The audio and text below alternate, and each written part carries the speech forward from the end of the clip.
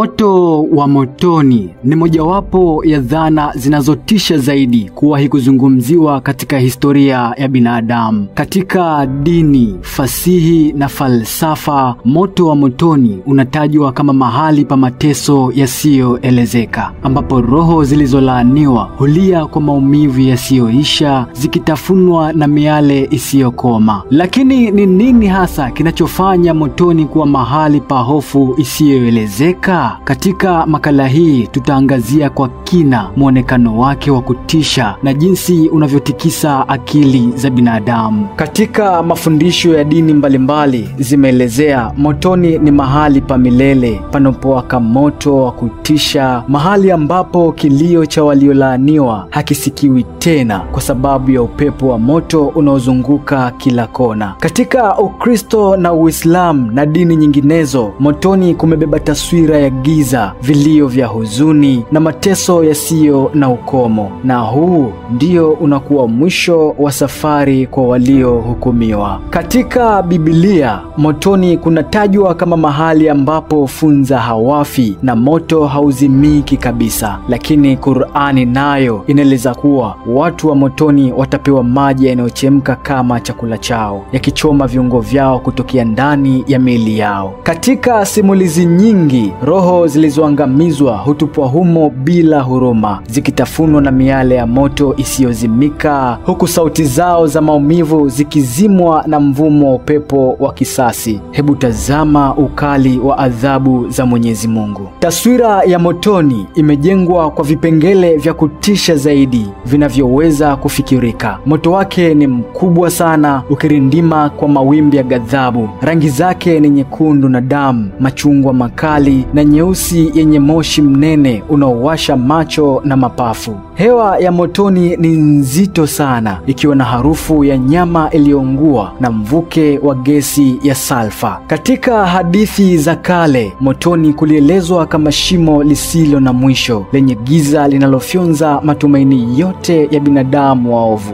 Miiba yenye ncha kali huota kila upande, ikichoma ngozi ya watu waliomo katika moto huo. Viumbe wenye sura za kutisha watatawala humo, wakiwacheka kwa sauti za kudhihaki, huku wakiwachoma mateka wao kwa minyororo ya moto. Mwandishi Dante Alighieri katika kitabu chake cha Divine Comedy aligawa motoni katika matabaka tofauti, kila moja likiwa na mateso ya kipekee kwa kila aina ya dhambi. Lakini wachoraji wa zamani kama Hieronymus Bock walionyesha motoni kama ni mahali palipojaa watu waliopinda kwa maumivu, wakiunguzwa na kuwindwa na pepo wenye njaa ya mateso. Sasa kwa nini wazo la motoni linatikisa akili za binadamu kiasi hiki? Jibu linatokana na hofu yetu ya maumivu na mateso yasiyo na kikomo. Hakuna kitu cha kutisha zaidi kwa binadamu kama kufikiria mateso yasiyoisha, mahali ambapo kila pumzi itakuwa na uchungu, lakini kila sekunde itakuwa ni kilio tu, na kila jaribio la kukimbia itakuwa ni sawa na bure, kwani hakika halitawezekana. Motoni ni pagumu sana. Kisaikolojia, dhana ya motoni inajenga tahadhari ya maadili, ikimfanya mtu kufikiria kwa kina matendo yake akiwa duniani. Hofu ya moto usiozimika unazua wasiwasi wa kina kuhusu maisha baada ya kifo na hukumu isiyoweza kuepukwa. Katika jamii nyingi, dhana hii imekuwa silaha ya kudhibiti tabia za watu, ikiwafanya waogope kufanya dhambi kutokana na adhabu inayowasubiri baadaye. Ingawa taswira ya motoni ni ya kutisha zaidi, lakini dini na mafundisho mbalimbali yanaeleza njia za kuepukana na hatima hii ya kutisha sana. Njia ya kwanza ni kwa kufanya matendo mema, kwa maana ya kuishi maisha ya uadilifu, ukarimu na kusaidia wengine kunaonekana kama ni njia ya kujiepusha na adhabu hii. Pia katika Ukristo na Uislamu, toba ya kweli na kuomba msamaha kwa dhati kunatajwa kama njia ya kuondolewa dhambi na kuepuka hukumu ya moto wa milele. Lakini kujitahidi kuwa mwema kwa watu wote, kuwa na upendo na kuepuka chuki na madhambi pia ni mojawapo ya hatua zinazotajwa katika mafundisho ya kiroho. Na mwisho ni utii kwa maagizo ya Mwenyezi Mungu. Dini zote zinaelekeza waumini wao kuishi kulingana na maagizo ya Mungu ili wasipatwe na adhabu ya motoni. motoni. Moto wa motoni umekuwa sehemu muhimu ya hadithi za dini, fasihi na sanaa kwa karne nyingi sana. Muonekano wake wa kutisha umeendelea kushangaza na kuathiri akili za binadamu kwa njia nyingi sana. Kiukweli haijalishi ni tafsiri gani inayotolewa, lakini motoni kunasalia kuwa ni mahali pa giza lisilokoma, mateso yasiyo na mwisho na adhabu inayofanya hatua ya uhai wenye mateso duniani uonekane kuwa ni neema. Na hili linafanya motoni kuwa ni moja ya sehemu zinazoogopwa zaidi katika historia ya binadamu.